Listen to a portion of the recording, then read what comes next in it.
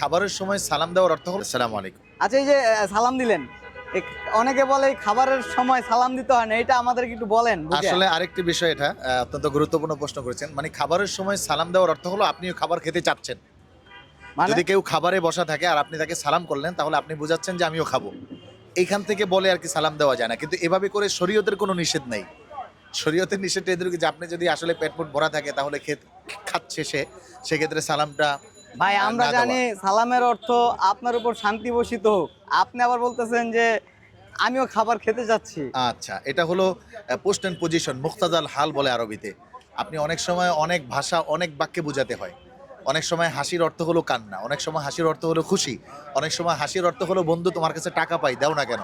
আমি কি বোঝাতে পেরেছি আপনাকে? হ্যাঁ হ্যাঁ। তাই না? অনেক দিন যাবত বন্ধু টাকা দিচ্ছে না, এখন টাকা চেয়েও পাচ্ছেন না, তখন বন্ধুকে দেখে খুব হাসেন। তার মানে বুঝাচ্ছেন বন্ধু টাকা দিবা কবে।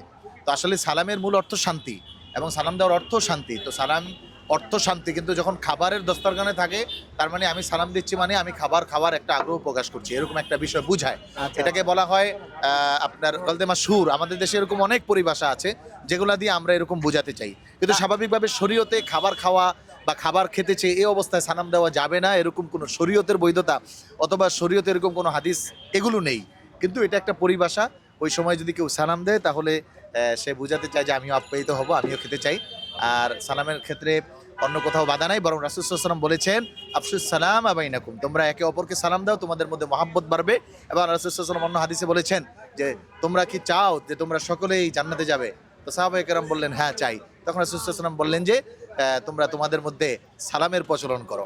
এজন্য আমরা সকলে সালাম দিব। দিনের দাওয়াতে আমরা অক্ষুণ্ণ থাকবো। মিজান ভাইয়ের গরুর গোস্তের ভাটের হোটেল থেকে, চাঁদপুরবাসীর পক্ষ থেকে সকলকে আন্তরিক মোবারকবাদ। ভাইয়া আসসালামু আসসালামু আলাইকুম। এই যে আমি আপনাকে সালাম দিছি, এখন তো মনে হয় আমি আপনার কাছ থেকে খেতে যাইতেছি। হ্যাঁ, ওয়েলকাম, আপনি বসুন অবশ্যই।